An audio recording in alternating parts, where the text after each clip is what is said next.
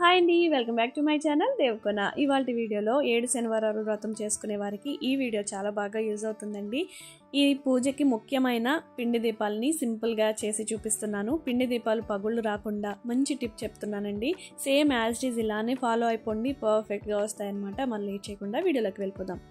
నేను ఇక్కడ కొలత కోసం చిన్న గ్లాస్ తీసుకున్నానండి. ఈ గ్లాస్తో నాకు 4 గ్లాసుల పొడి బియ్యం పిండిని తీసుకున్నాను అనమాట. నేను 7 దీపాలు చేస్తున్నాను, సో నాకు 4 గ్లాసుల పిండి సరిపోయింది. చాలామంది ఈ విధంగానే కాకుండా బియ్యం నానబెట్టి కూడా చేస్తూ ఉంటారు. అలా అయినా పర్వాలేదు, నేను చేసేటట్టు అయినా పర్వాలేదండి. త్వరగా అయిపోయేలాగా నేను చెప్తున్నాను అనమాట.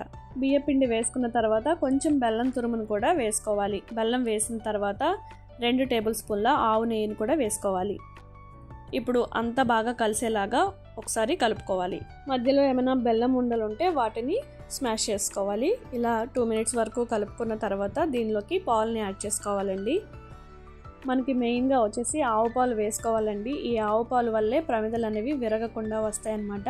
మీరు అస్సలు వాటర్ని అయితే యాడ్ చేయొద్దు. ముద్ద అయ్యేంత వరకు కూడా పాలనే వేసుకోవాలన్నమాట. సో నాకైతే ఇక్కడ పంచపాత్రతో వేస్తున్నాను కదా, దాంతో 2.5 కప్పులు పాలు పట్టాయి.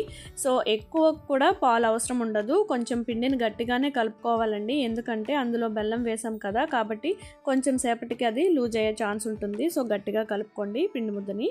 సో చూసారు కదండి, ఈ విధంగా సాఫ్ట్గా కలుపుకోవాలన్నమాట. ఇలా కలుపుకున్న తర్వాత ఒక 10 మినిట్స్ పక్కన పెట్టేసుకోండి. అలా అయితే మొత్తం పిండిలో పాలంతా కలిసి మొత్తం పిండి అంతా నాని చక్కగా పగుళ్ళు రాకుండా ప్రమిదలు అనేది వస్తాయన్నమాట. ఇప్పుడు మీరు ఎన్ని ప్రమిదలు చేద్దాం అనుకుంటున్నారో అన్ని ఉండలు చేసి పక్కన పెట్టుకోండి. అన్నీ ఒకే సైజులో ఉంటే ప్రమిదలు అనేవి నీట్గా వస్తాయన్నమాట. నేను ఇక్కడ 7 ప్రమిదలు చేస్తున్నాను, అందుకని 7 ఉండలు చేసి పక్కన పెట్టుకున్నాను. ఇప్పుడు ఒక్కో ఉండని తీసుకుంటూ రౌండ్గా ఒకసారి బాల్స్ లాగా చేసుకుని కొంచెం పొడవుగా చేత్తో చేసుకుంటూ ఒకవైపు సమానంగా లైట్గా ప్రెస్ చేస్తూ కిందకి ఒకవైపు నొక్కండి. చూడండి, వీడియోలో నేను చూపిస్తున్నాను కదా, ఈ విధంగా అన్నమాట.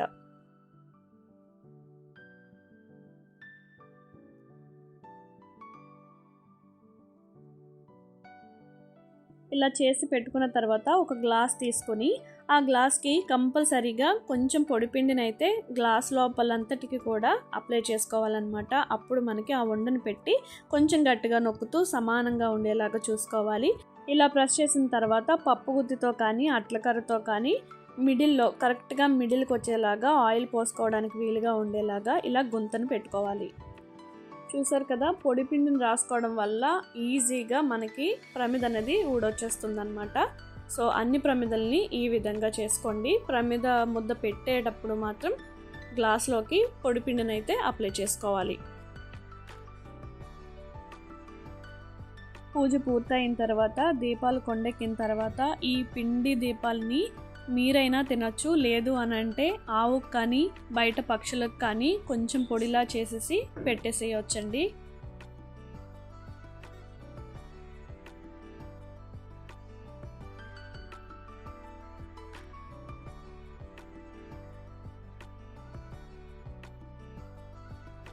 ఇలా చేసిన ప్రమిదలకి గోవిందనామాలు పెట్టుకుంటే ఆ కళే వేరుగా ఉంటుందండి. స్వామిని చూసినట్టు ఉంటుంది. ఇలా తడిగంధంతో నామం పెట్టుకోవాలి. దానికోసం నేను ఇయర్బడ్ని తీసుకొని తడిగంధంలో ముంచి నామం పెట్టి తడిపిన కుంకుమతో స్వామివారి నామం అనేది పెట్టుకున్నాను. చూడండి ఎంత అందంగా ఉందో. నామాలు పెట్టిన తర్వాత ఆవు నెయ్యి కానీ నువ్వుల నూనె కానీ వేసుకొని ఒత్తులు వేసుకొని వెలిగించుకోవడమే. వెలిగించిన తర్వాత స్వామివారి ముందు పెడితే ఆ కళే వేరుగా ఉంటుంది.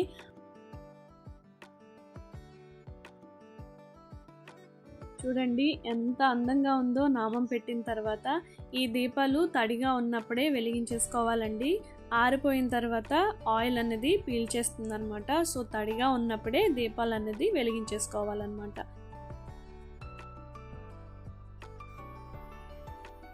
ఇలా స్వామివారి ముందు ఈ దీపాలను పెట్టి అలంకరించుకొని అలా చూస్తూ ఉండిపోవాలనిపిస్తూ ఉంటుంది. సో ఈ వీడియో ఎవరికైనా యూజ్ అవుతుంది అనుకుంటే వాళ్ళకు కూడా షేర్ చేయండి. అలాగే మన ఛానల్ని సబ్స్క్రైబ్ చేసుకోండి.